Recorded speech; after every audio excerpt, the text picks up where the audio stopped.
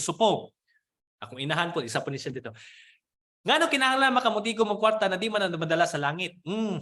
It's nakadungog anak na statement. Di na madala sa langit. Okay? Pag mamatay ka, ang mga tao, ma-remember nila ang imong kabutan.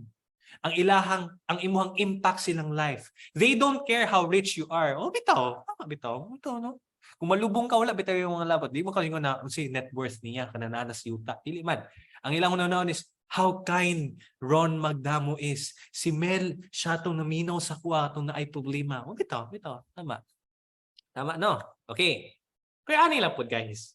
The reason why nga kamutigong og kwarta is because of three things. Mo ning ginatawag na kong savings direction. Usab ni siya. Una, magtigom kag kwarta sa imong emergency. Kanang huna-huna sa ubang tao na, di na ko madala ang kwarta pag nasa langit. But pasabot, patay na ka.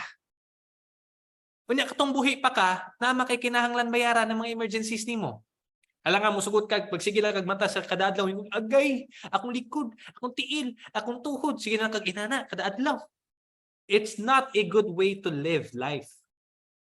Gitagaan ni taghigayon sa Ginoo na mahimutang tao ba, nahimutang tao para maging blessing to others, para ma-enjoy nato ato kinabuhi. Unya kada adlaw mo ka mingong kag agay sakit sa likod niya tungod kay di ka makapalit og tambal. Kanang logic lagi na inana ba, no? Therefore, magtigom kag kwarta para sa imong emergency. Okay? Dire masulod ang insurance, dire masulod ang tambal, dire masulod ang uncertainties. Example, a very good example of uncertainties is kanang mawad-an kag trabaho. Gitanggal ka sa trabaho or kaya na pandemic, natanggal ka sa trabaho, unya. Nawad-an kag income pero expenses naagi hapon. Okay? Mo na siya. 3 months, 6 months, or 12 months worth of your expenses. Magdepende na siya sa imong kinaiya kung saan ka-agresibo sa imong kwarta. Ikaduha, investment. Ang investment, mo ni siya ang mutubo imong kwarta. Kung na kay gusto na negosyo sudlan, kana.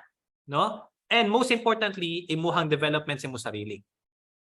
Okay? Development sa imong sarili. Mo na guys, pag na mga seminars, kanang feeling nimo na makatawang sa imong go ka. Pero ilan lang po. Hangyo na nako. Pag once mo attend mo kaning mga seminars, ayaw mo kanang ginatawag to seminar junkie.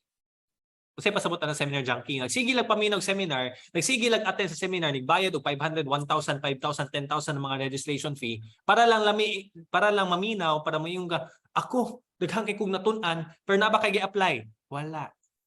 Useless na siya. Ang nangarta lang, ang nakakwarta lang sa katong seminar nimong giatuan is katong seminarista. Katong nag-conduct sa seminar.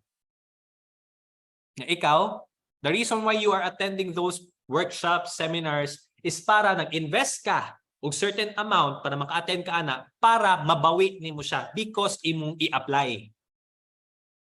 Okay? Wala ko na sukuha, na-explain lang ko. Padayon.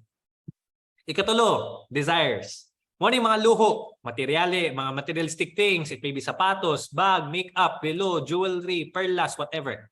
Mga gusto nimo. No? Or kaya experience, travel sa gawas, okay? Or kaya biyahe, sa para ka tibongko bunawan na biyahe mo po na. Or kaya experience nimo, it may be mukha kag mahalo na restaurant, mo adto ka sa hotel, kana experience mo na siya. Or kaya donations, na nahitabo na calamity, gusto ni ka mahatag, hatag ka. See? Mao ni siya ang rason ngano ka magtigom kwarta. Unahon ang emergency, sunod ang investment, ulahi ang desires. Ang problema sa ubang tao, baliktad. Unahon ang desire, sunod ang investment, ulahi ang emergency. Kung imo siyang spelling ba, desires, letter D.